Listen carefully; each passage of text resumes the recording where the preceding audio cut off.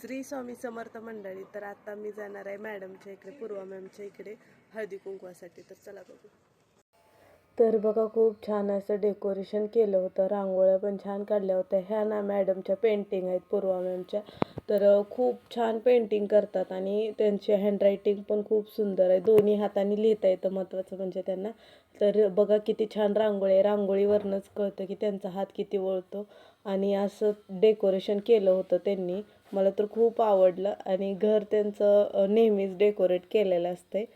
तर पूर्वा मॅमच्या मम्मीनी ना, म्हणजेच योगा मॅमनी ना चाट बनवला होता. तर चाट पण खूप छान बनवला होता.